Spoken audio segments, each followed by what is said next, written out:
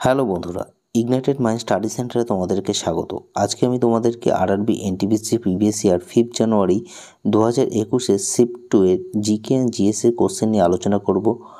ভিডিওটি প্রথম থেকে শেষ পর্যন্ত তোমরা অবশ্যই দেখো এবং ভালো লাগলে চ্যানেলটিকে সাবস্ক্রাইব করো। চলো ফার্স্ট কোশ্চেনটি শুরু করি। দেখো ফার্স্ট কোশ্চেনটি কী রয়েছে, নিচের কোন রাজা কাশ্মীরে বৌদ্ধ পরিষদ সমবেত করেছিলেন? তোমাদের কারেক্ট অ্যান্সার হচ্ছে কনিষ্ক। আরও এর সম্বন্ধে কিছু জেনে নিই।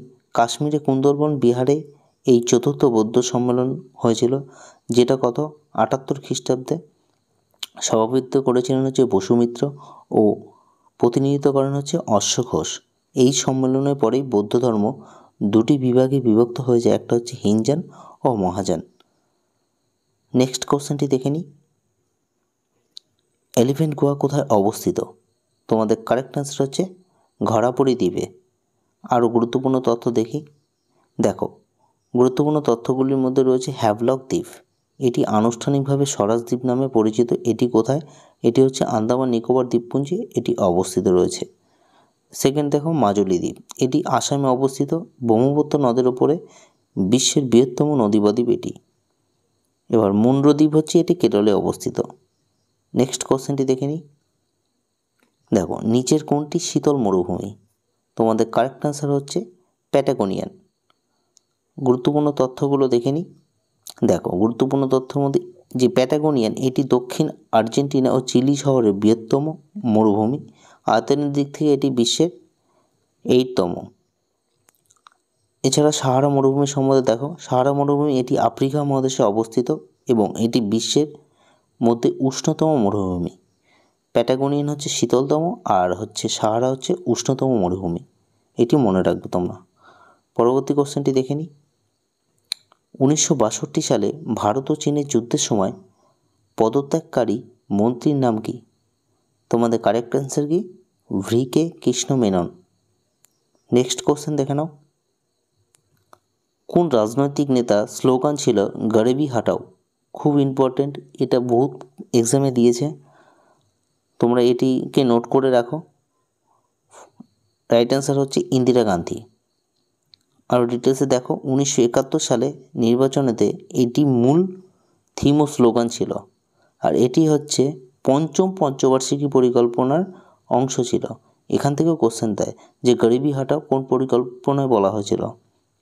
তোমাদের রাইট অ্যান্সার হবে হচ্ছে পঞ্চবার্ষিকী পরিকল্পনা অংশ ছিল।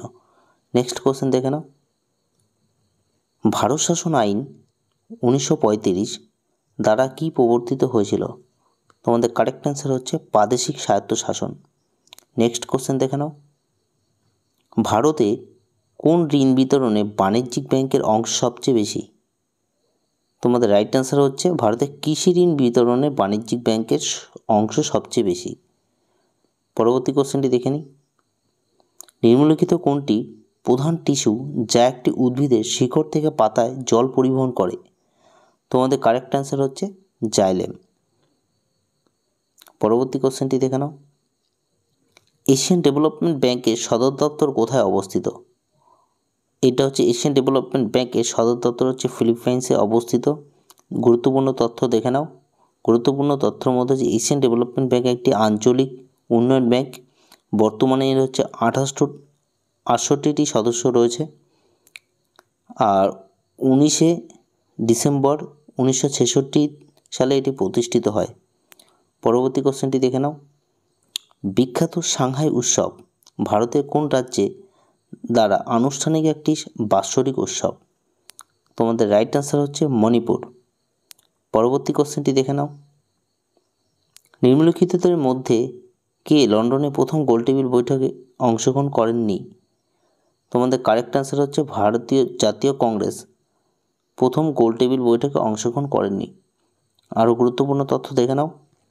গুরুত্বপূর্ণ তথ্য 1930 নভেম্বর থেকে 1931 জানুয়ারি পর্যন্ত লন্ডনে প্রথম গোলটেবিল বৈঠক অনুষ্ঠিত হয়েছিল। কংগ্রেসের অধিবেশনে যোগ দেয়নি, তার কারণ কী ছিল? আইন অমান্য আন্দোলনের সময় কংগ্রেসের নেতাদের কারারুদ্ধ করা হয়েছিল, এর প্রতিবাদেই তারা বয়কট করেছিলেন প্রথম গোলটেবিল বৈঠকটি। আর এই অধিবেশনেই স্বরাজ দাবিটি শুরু হয়। পরবর্তী কোশ্চেনটি দেখে নাও। 1974 সালে রেল ধর্মঘটের নেতৃত্ব দেন কে? তোমাদের কারেক্ট অ্যান্সার হচ্ছে জর্জ ফার্নান্দেজ। পরবর্তী কোশ্চেনটি দেখে নাও। দাক্ষিণাত্য মালভূমির বেশিরভাগ অংশ জুড়ে কোন ধরনের মাটি আছে? দাক্ষিণাত্য মালভূমির বেশিরভাগ অংশ জুড়ে রয়েছে কৃষ্ণ মৃত্তিকা। পরবর্তী কোশ্চেনটি দেখে নিই। নিম্নলিখিত কোন দুটি রাজ্য করমণ্ড উপকূলে রয়েছে? তোমাদের কারেক্ট অ্যান্সার হচ্ছে তামিলনাড়ু ও অন্ধ্রপ্রদেশ। পরবর্তী কোশ্চেনটি দেখে নিই। সম্মিলিত জাতিপুঞ্জের সাধারণ পরিষদ 21শে জুন কোন দিবস পালন করে? তোমাদের রাইট অ্যান্সার হচ্ছে যোগা দিবস। পরবর্তী কোশ্চেনটি দেখে নাও। ভারতে নিম্নলিখিত স্বাধীনতা সংগ্রামীদের মধ্যে কে সীমান্ত গান্ধী নামে পরিচিত?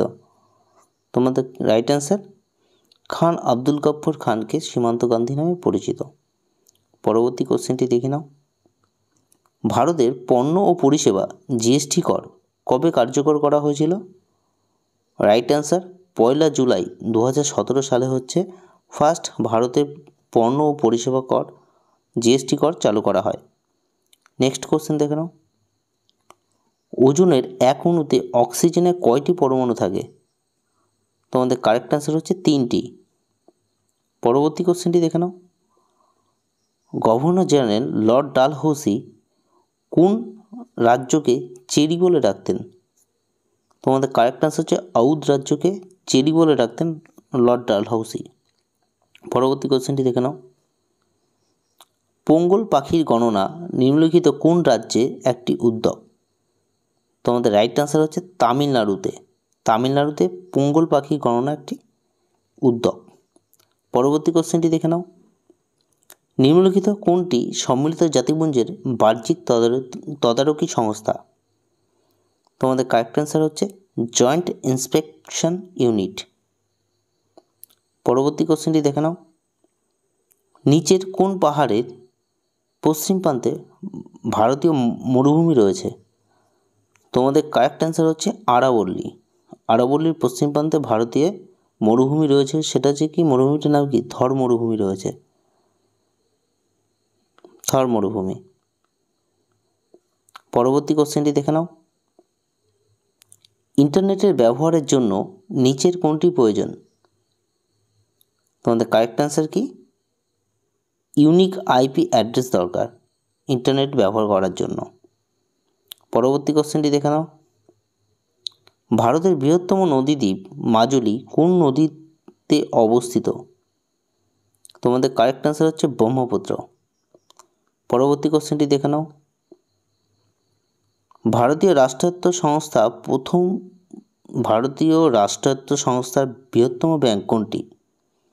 তোমাদের কারেক্ট অ্যান্সার হচ্ছে স্টেট ব্যাংক অফ ইন্ডিয়া। চ্যানেলটি ভালো লাগলে বা এই ধরনের ভিডিও পেতে হলে চ্যানেলটিকে অবশ্যই সাবস্ক্রাইব করো। ধন্যবাদ।